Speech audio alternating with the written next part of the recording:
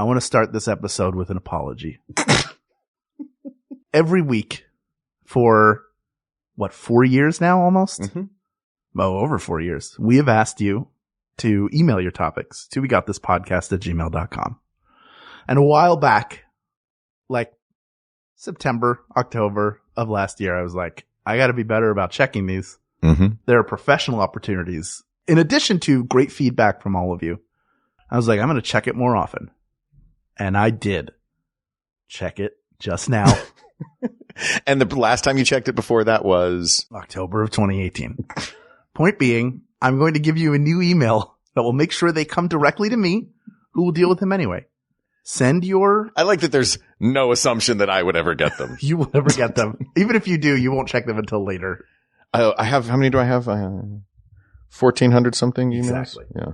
So I want you to send them to info@hallublin.com. That is where you send them now. Send your We Got This topics. Just put We Got This in the subject line. I will receive it. And also, if you're the person from iHeartRadio that emailed us. Diamond. Apologies. I was like, I did it again. We could have been on iHeartRadio in the Dallas-Fort Worth area, but I reached out to Diamond separately. I gave her my personal email address. Ooh. Or them. Could be a man. Yeah. It could be non-binary. Them. Mm-hmm. I gave them my personal email address, but everybody please send info@hallublin.com. Maybe I'll just have the We Got This stuff forward directly. That'd probably be an easier way to do it. Yeah. You know, we'll figure it out. Send it to either one. Either point is. Why don't we just start the episode? Okay. Hello, I'm Hal Lublin. And I'm Mark Gagliardi. Since the dawn of humanity, one issue has gone unsettled. With the fate of the world in the balance, we're here to settle, once and for all. Best room. That's right. Don't worry, everyone. We got this. Podcast should have a theme song. Podcast should not have a theme song. Yes, they should. No, they shouldn't. They sound good. Yeah, but people are just going to skip past it. You know what? You're right. We got this. All right. Sarah from Canada, you've been very patient. Yeah. It could have been October that she sent this. This was 7 months ago this was sent. I worked my way backwards, I think.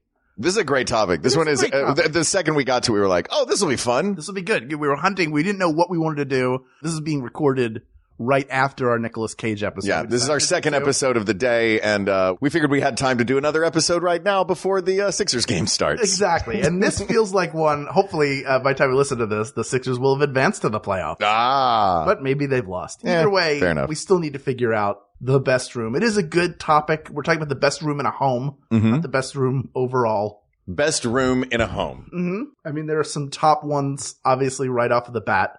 But also, here's the question. Is something like billiards room? Because, like, my dad's basement is sick. You've been there. Yeah, your dad's basement's amazing. It's the world's greatest man cave. Yeah, it's like a game room. It's like a media room. Oh, I'm going to say this. I think it's going to be one of the utilitarian rooms that everyone has. I agree. That should be a criteria, that it is a room that is like, when you go to look for an apartment or a house, it is one of the ones that they point out in that list. Right. So bedroom theater is nice. That said, okay, I have a list in front of me of rooms in a house, specifically a mansion house. Oh, can I guess some of them? How many different rooms are there? Oh, hold on. 10, 15, 20, 25. About 70. They're about 70. All right, let me ask some questions. Is this a house in Beverly Hills, California? This is not a real house. This is a dreamed up. This is all of the possibilities that could be in a house, including all of the. Can we include the rooms in Clue? Or it should probably be something. A lot of them are rooms. Like a study is a room in a house. They are all rooms. Oh, but this list deviates. Library. There's a study. There's a library. Yes. And there's a conservatory. Yes. So you read about music theory in the library. You study it in the study, and then you go to the conservatory and compose. Okay. Then you have the piano room. Yeah. The billiard room. Yes. The great hall. Yes. The dining hall. Yes. The ballroom. Yes. a gallery, a grand foyer. Gotta have that. Sure. Stables. Essential. Stables made me laugh when I read that one. What are you going to have, like 5 horses hanging out in your study? Don't be a barbarian. Exactly. Now, here's, of course, private chambers, bedrooms. Sure. I thought those were different. The private chambers is just where you tell secrets, right? Yeah, exactly. A wine cellar. Yes. A root cellar. I don't even know what that is. Various and very specific storage rooms. Yeah. This is a whoever made this list is fantastic. Movie theater. A sitting room, the movie theater's not on this list.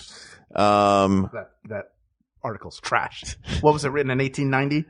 It was written by Scott Amelia Nook, the former editor-in-chief of This Old House. Amazing. You wouldn't put a movie theater in? I know, man. Put a movie theater in your house, Scott. Dude. Come on, dude. There's so many, like, what would you put? A dream house? If you had a dream house, Hal, describe to me your dream house. This is easy. In 9th grade, we had a project in geometry class where we were given graph paper and you had to make a scale model of your dream home. Ooh. And most people did like 1 page. Mine was 5 pages long. One for each story? No, it was all a ranch. It was a ranch. I'll just give you my bedroom. Okay. Bed in the corner, giant room. On the opposite side of the room was a basketball court that also turned into a hockey rink. Big screen TV that came out of the foot of the bed. That's very common nowadays. In 1992, I don't know. That big screen, yeah. Yeah, big screen. And then columns that rose out of the floor that had my VHS collection in them. Oh my God. And I plotted them out. I think they were actually. Were they on either side of the TV or either side of the bed? They came out of the floor by the bed. Oh. Like, what movie was it? They came out and then. Shouldn't they come out of the floor by the VCR? I mean, that's by the bed. It's all in the same area. See. So. Look, you were a kid, I guess. Yeah, of course. That's pretty epic. But that was, it was like sports and hanging out and everything in one room. I think there might have. I like the idea too that as a kid, the absolute best room is your bedroom. Yes. Like when you're a kid, it is the bedroom, right? I know we have some kid listeners out there. I assume, kid listeners, that your bedroom is the best room in the house because that is yours. You got all your stuff in there. Yeah. And you can shut the door. Yes. Like as a kid to be able to be like, hang on, this is my time right now. Yeah. Just shut that bedroom door. But if I were making a house now, I would want a movie theater in it. I'd want a recording studio in it. Yeah. Work stuff. I know. Indoor pool. Oh, I like that. No outdoor pool, just an indoor pool? Maybe like an indoor that can be outdoor. One of the ones where you swim under the glass? Yeah, I like those. And then a game room that has like billiards, but also traditional console gaming and like an arcade setup. You just described your dad's. Yeah, it would basically be like an updated version of my dad's. Like I often wonder if I had a space like that, what would I put in differently? But like the movie theater is its own.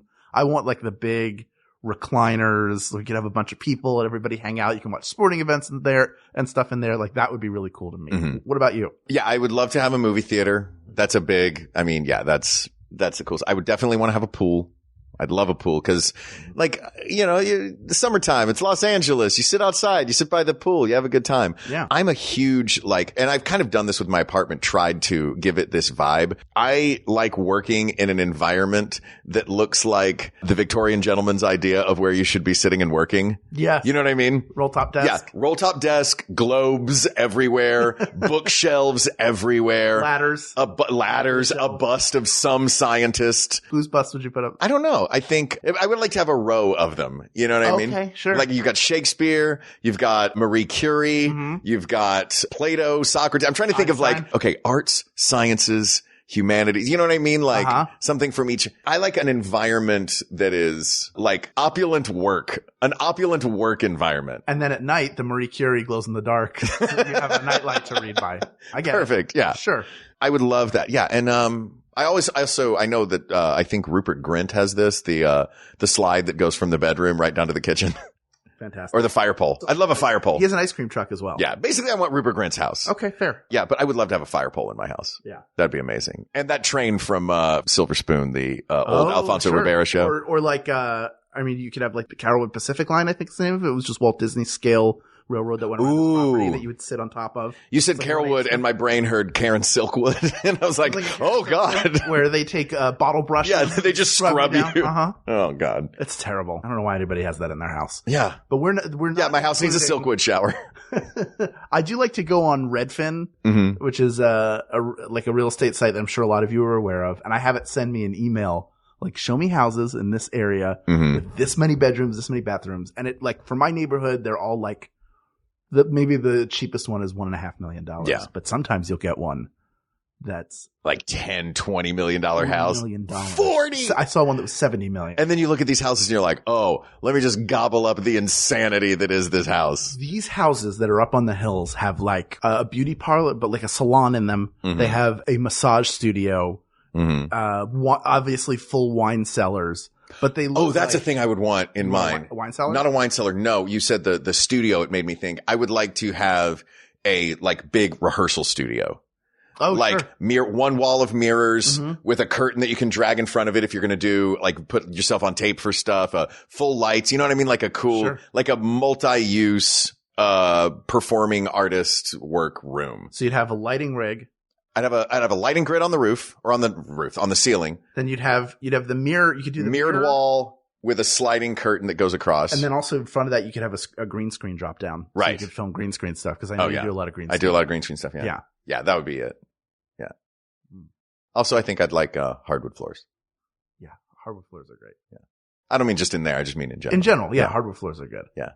But we're going to stay away from the dream home. We're not talking about mansions. We're not. We're here to talk about what is the best room in the home. Now, so what are our big contenders? So let's go through the rooms. Let's agree on a set of rooms. Okay.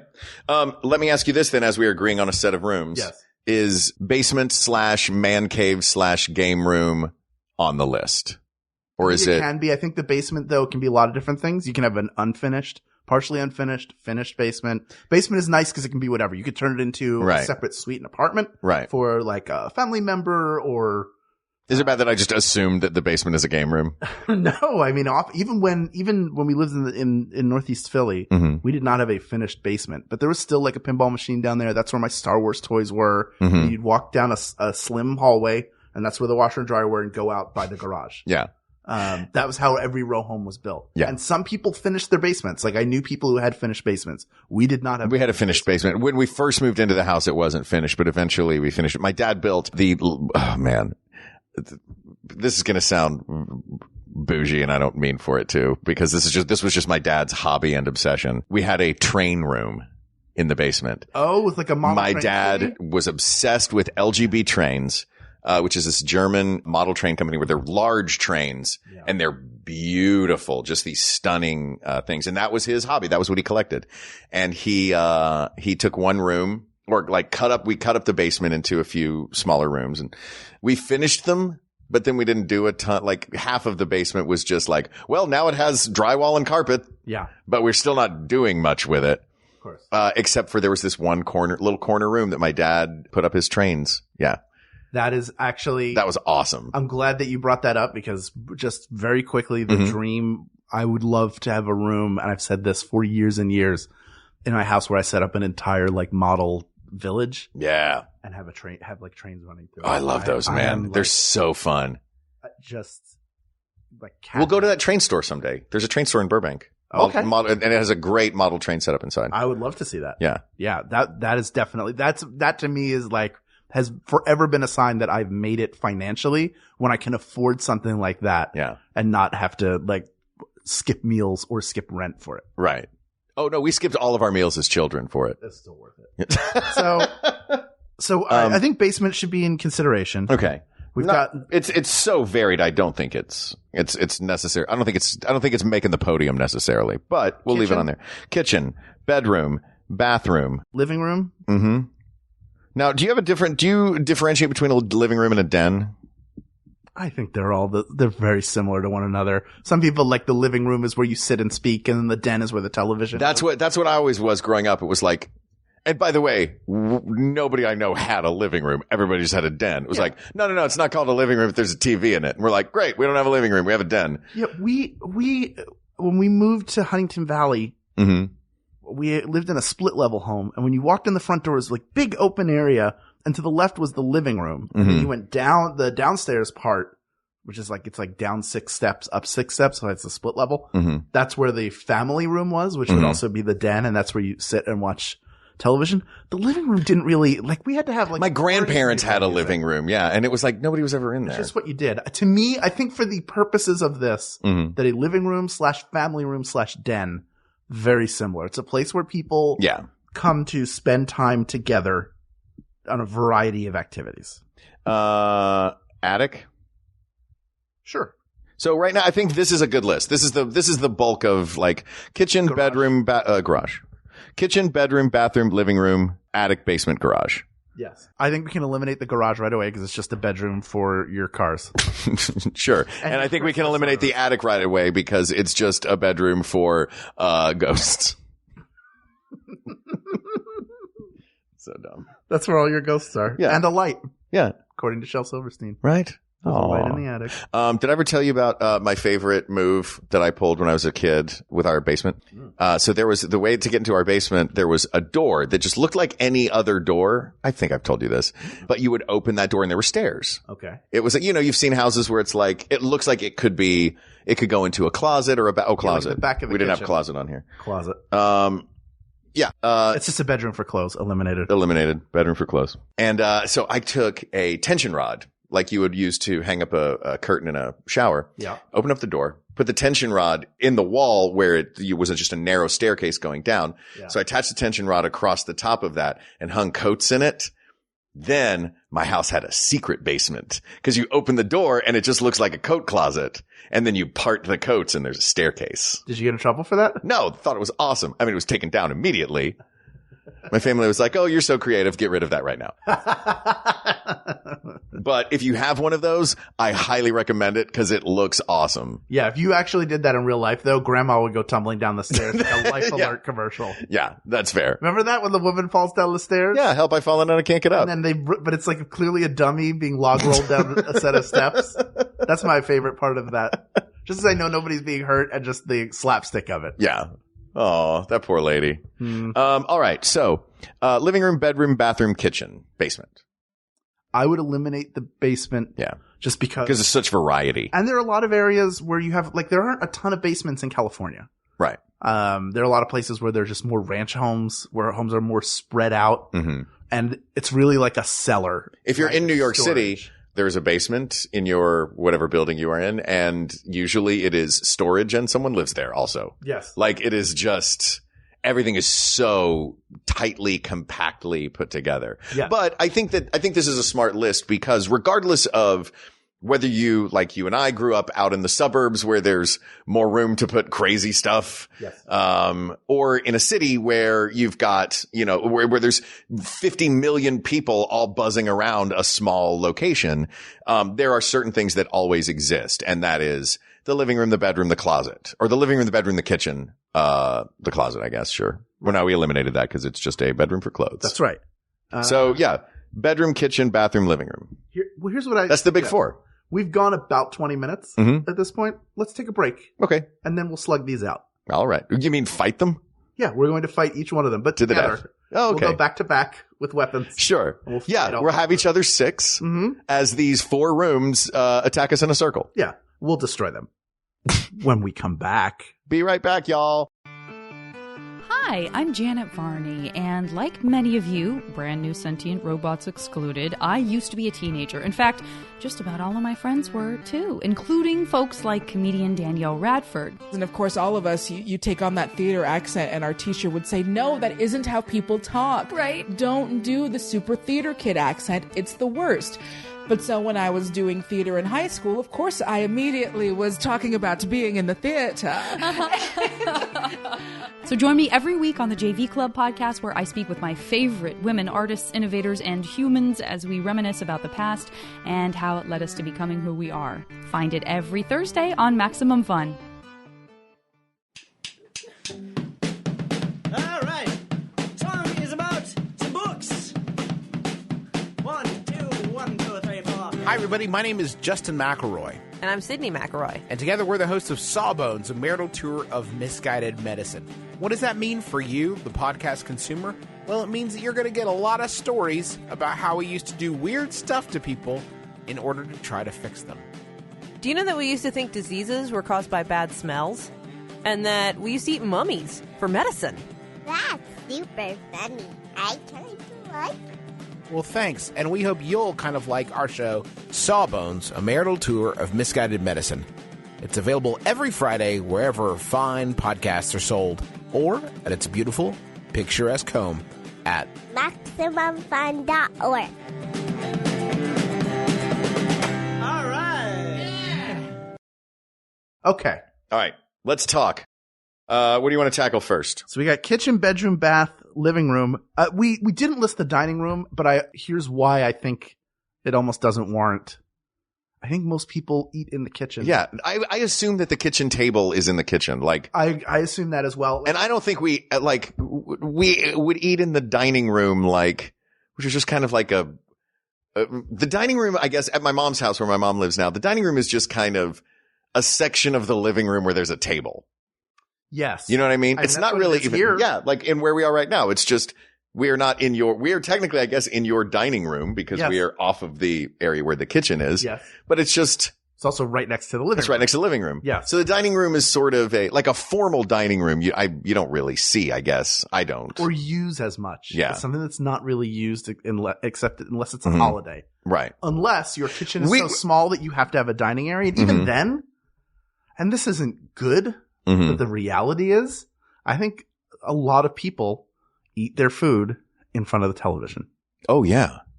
So. Yeah, it's not bad. The dining room just isn't. Or in the car. Or in the car. Or in the shower. In the bathroom. I was eating in the bathroom. Or you're stuck in the closet with 20 chicken McNuggets. Call back to I hope you listened to last week's episode. Yeah, you would be so confused. But yeah, that's why it's not included. It just seems like a big omission. Well, you and I also, I think we should point out and say in this, you and I have sort of similar upbringings in that we were raised by wolves. Yeah, by wolves, in a house in the suburbs. And that there are a million different, so we can only speak from our experience. Like we can say things like, nobody ever uses the dining room. And there are people that are like, we use the dining room all the time. And there are people that are like, we don't have a dining room. We just eat at the kitchen table. Like, right. So we're really as in every episode, we can only really come at this from our experiences. That said, we don't need to put the dining room on the list, right? I don't think there's any way that it is the best. And I also think, let's talk about the bedroom. Yeah. Hey. Actually, no, hold on. Let's not talk about the bedroom yet. Let's talk about the bathroom. Okay. The bathroom is a place. Yeah. Hey. The bathroom has, so when you were at your worst, you are in that bathroom. Yeah. Like when you are the sickest, the bathroom is there for you. But you are also in that bathroom when you are striving to get to, at least physically, your best. Yes, that's right. On a daily basis. Yep. You wash up, you brush your teeth. That's where you check in with getting ready to be in the world. It is the only place in a home where you really have private time. If you live with someone else, if you live with a significant other, then you share a bedroom together. So even the bedroom is not it is a private place for the two of you, but a place where you will be by yourself is the bathroom. I'm not suggesting people necessarily go in there for long periods of reflection. Maybe they do. Well, bathtub, you draw a bath, light a candle, grab a book, grab a glass of wine. That's a chill night. Yeah. Long shower, like a cold shower on a hot day, or a really warm shower when you feel sore. Or a warm shower with a cold beer in it. That's right. Boom. Or a cold refrigerated apple pie. Oh, we're back on the apple pie in the shower. It still exists. It wasn't even a hand pie. It was just a miniature version of a pan pie. I had to deal with the pan afterwards. No, I took it out of the pan. For those who don't know this story, Hal, give the brief version of this. I ate a pie in the shower in New Zealand. Yeah, that's we don't it. Need to say any more of this. If you listen to any of the podcasts that I host, I've told this story multiple times. Anyway, point being, that it is a place where you are. But for me, as a kid, I would read I would get in the bathtub and I would read for hours on end. Like, yeah, I have a bad habit of not in the bathtub, but I did that too. Katie, my old roommate in New York, we always know when each other are in the bathroom because that's when we get articles texted to each other. That's what Uncle John's bathroom reader is for. Yeah, exactly. It's for reading in the bathroom. Some of the most enjoyable books to read. Katie, if you're listening, sorry to put you on blast about our our apartment's bathroom habit. That you text while pooping. Yeah. TWP? Do you TWP? Yeah, you know me. Yeah, they're, but again, that is like. Really upset with myself for not immediately jumping on. Yeah, you know me. It's okay. I did it. You had to do it yourself. I gave myself a high five on that one. Fair enough. But that is like your only real private space. Do you agree with that? Yeah. Well, I mean, I live by myself now, so like it's all private space, but, Sure. But yeah, when times when I've, lived with another person, that's the spot. Mm-hmm. And yeah, there's something, if you have like that spa vibe in your bathroom, if you can give it like, candles, a couple candles here and there, that like, if that's where your relaxation happens, it's great. You know what I mean? I'm more of I use the bathroom for utilitarian purposes. Mm-hmm. You know what I mean? Yeah. In fact, I do a thing. I don't know if I ever mentioned this on the show. Now we're just talking about our weird bathroom habits again, Yay. which we've done before, I think on our soap episode. Sure. That's one of the places. One way that I keep myself efficient in the morning is if I know I'm going to take a slightly longer one, I'll start at 180. If I know if I need to be in and out, I'll start at 120, which is 2 minutes or 3 minutes. Yeah. Once I get in the shower, start counting. I've done that too. 120. Just to see how fast. 119, 118. Just to see if I can, and then I'm like, boom, I'm in and out of the shower in 2 minutes. Yeah, you can do it like 2 if I'm like burning through. 3 is a good, like, that's like, I'm beginning a long day. Like, when I hustle, I can do it in 90 seconds. A 90 seconds? That to me is, I can't even do it. You do the shampoo, then you soap everything, and then you rinse it in one shot because it's going top down and everything's washing off. Oh, yeah. And then you're out and dried. See, I worry that if I get shampoo, like, if the shampoo is not just on my hair and like makes its way down to my body, then I fear like, I'm shampooing the parts that are supposed to be soaped. Well, you're still soaping those areas too. Well, yeah, but then the last thing that touches them is shampoo. You're afraid your hair dirt is going to get all over your body? Yeah. It might. Yeah. That's a risk you take every day. I don't have dirty hair, generally. That's what you say. Wait, do I have dirty hair, Hal? Well, a lot of us have been talking. I mean, I do have some pomade in it. Like, so the last thing that touches my skin is pomade. Filthy. Yeah. Filthy. Gross. I'm a monster. I don't think it's the bathroom, though. I don't think it's the bathroom either. Just wanted to talk. I have a hunch. I know what it is. So it's the kitchen, the bedroom, or the living room? Mm-hmm. Let's talk about the living room. Okay. The meeting place of the family. Mm-hmm. Game night. Movie night. It's where the TV is. Mm-hmm. It's where, back in the day, it's where the radio was. If you had a slumber party with a bunch of kids, that's the room you wanted to be in so you could watch movies all night or play Nintendo or whatever. It has sort of become the receiving room too. Like, if you invite people over to your place, you don't immediately all go into the bathroom. No, you grab a seat on the couch, you have a coffee, you know what I mean? Like it's a very communal room. This is true. Sometimes the couch is a pull-out. Yes, that's true. Then it can become the guest bedroom. It can become the guest bedroom. That is true. Even if the couch isn't a pull-out, it can become the guest bedroom if your couch is long enough. Yes. Mine is not. Very short people, that's my guest bedroom in my apartment. Okay. This is my very short couch. This is your couch. Yeah. I don't have a large apartment, so I get small furniture. You make it works. It fits. Yeah. It fits the room very well. I don't have a giant chair because I don't have a big place. I have a normal sized chair. Yes. Yeah. Little couch. It's well put together. Hey, thanks, buddy. Little couch. It's a quiet seating. Every day. Like the one before. But it's not the living room. It's not the living room. Like, you saw how quickly we just fizzled out talking about the living room. Right. We just talked about stuff you do there. All right. You see what I'm doing here. Let's talk about the bedroom. Okay. When you were a kid, it is your... if you are a kid, it is 100% the best room. Yes. What'd your bedroom look like as a kid? Bunk beds. Mm-hmm. From this end up furniture. Remember this end up? Also, Hal? Yeah. I love that you're an only child and you had bunk beds. I did. That's amazing. I did. Where did you sleep, on the top or the bottom? I slept on the top until I walked off of it as a kid. Yo! And then I was scared to be up there, and I slept on the bottom. Okay, so it did always have a bed on the bottom. Yes. Okay.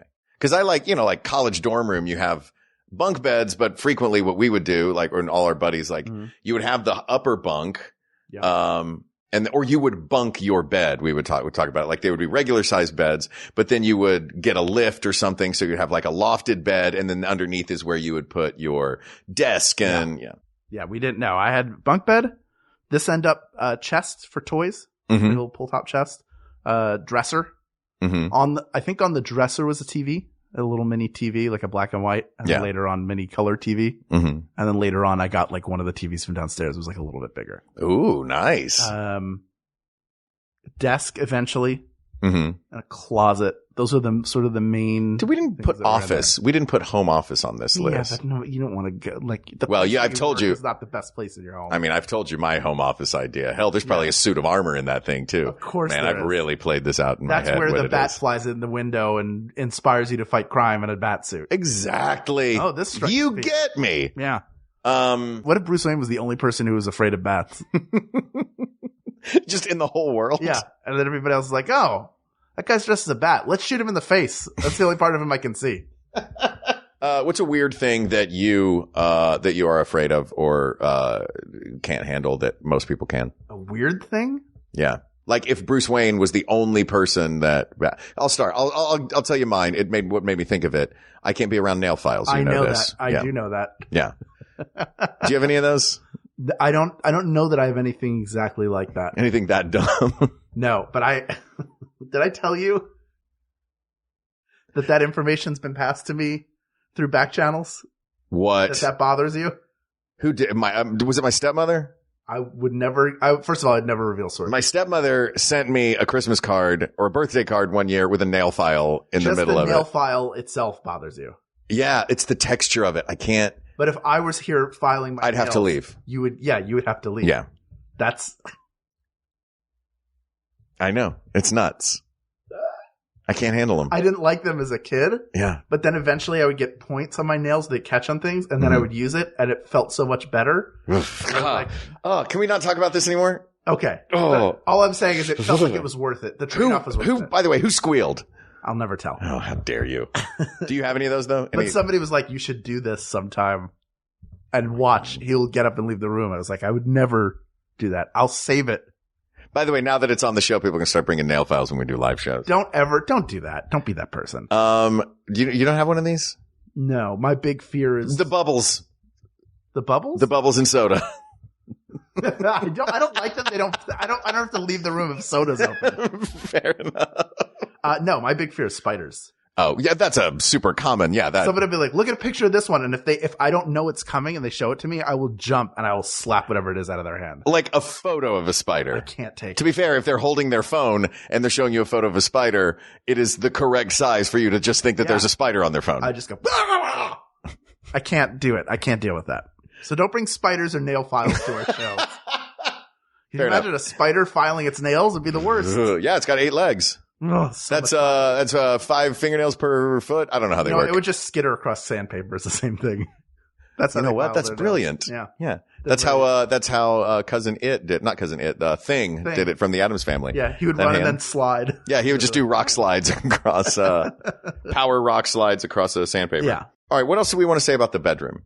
It's where the closet is. It's where all your clothes are. It is the place where you go, is the last place you go during the day and the first place you are when you wake up. You spend half your life there. Yeah. Like, I guess I'm just like, to me, I finally bought a good mattress. Mm-hmm. Good by my standards. I mean, the one I had before, I don't even think they're allowed to sell anymore.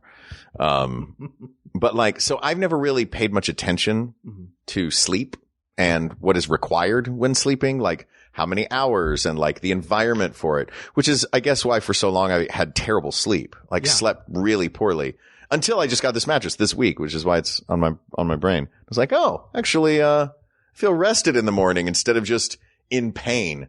Yeah. Yeah, that does make a huge difference. Yeah.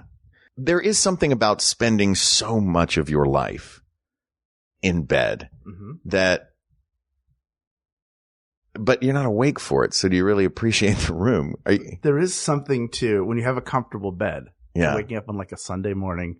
Yeah. And just relaxing. Yeah. If you have a television in your bedroom, which I did for a while, and then Jennifer was like, I don't want a television in our bedroom. Mm-hmm. Like, I don't think it's a good idea. I have one in mine. I have one in mine and I never use it. Never turn it on. I used to every night when I was single, I would put in a DVD every night and put the commentary track on and just set everything to sleep. Mm-hmm. And that's what would like put me to, that was my bedtime story. Oh, that's a cool bedtime ritual. As an adult. Yeah. Like I just loved.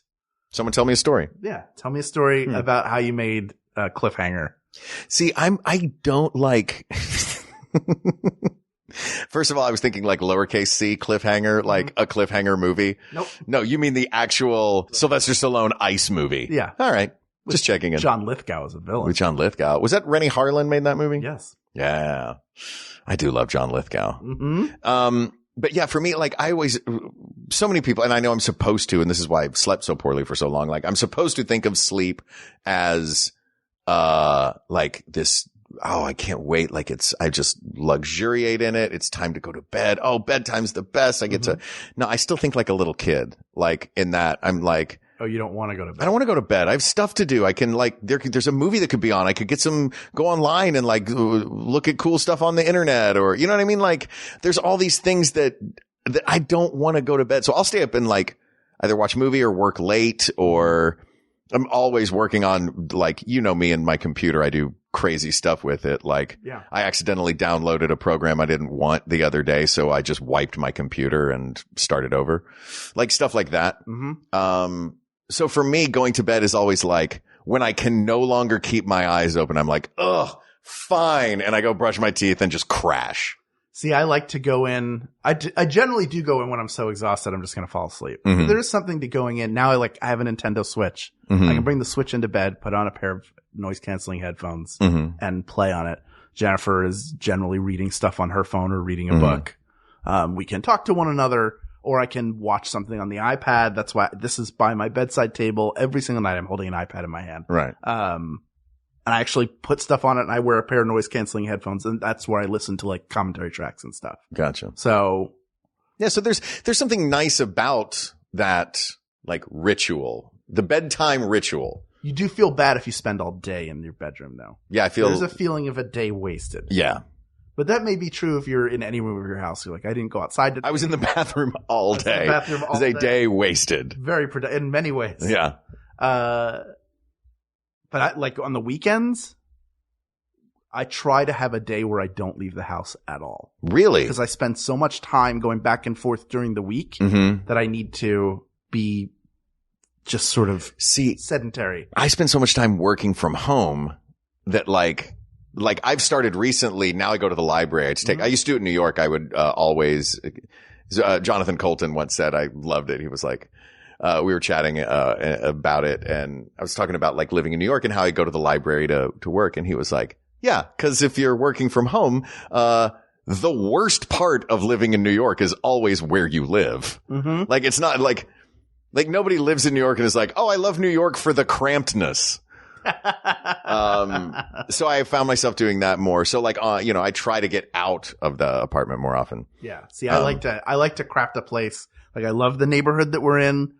We love our home. We spent time rearranging everything to get it how we like it. So I do enjoy being here, but there are other times where I get cabin fever and I want to go out and do something. And, I'm like, I get restless, and I did work from home for a couple of years.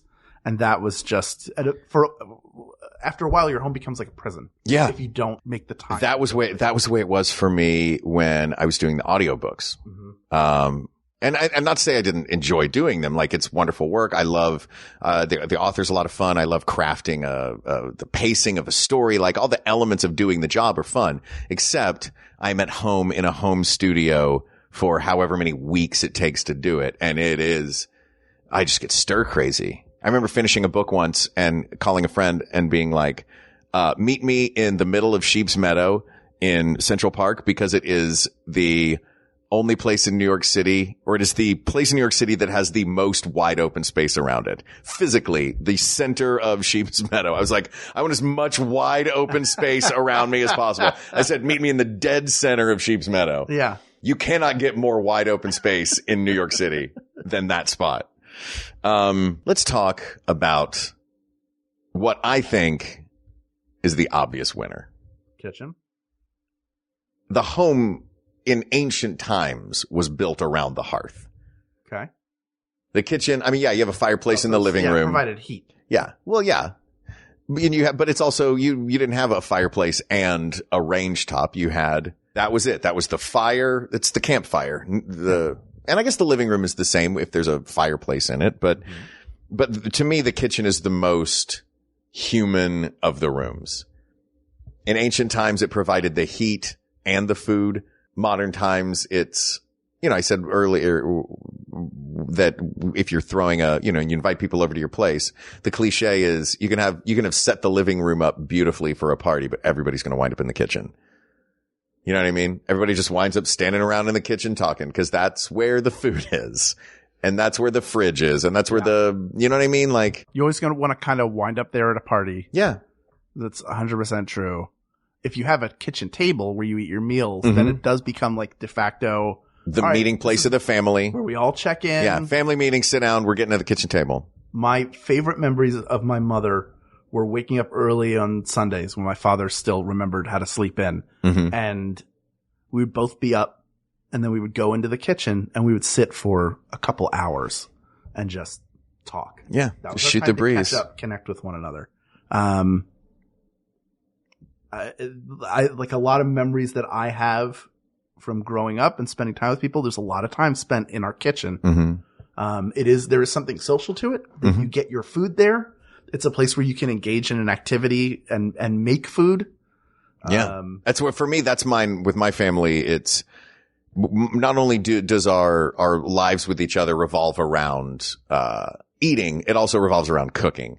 Like cooking with my mother is every time I go back to visit, she's actually in a house I never lived in, but that kitchen of every room in that house, that kitchen feels like home.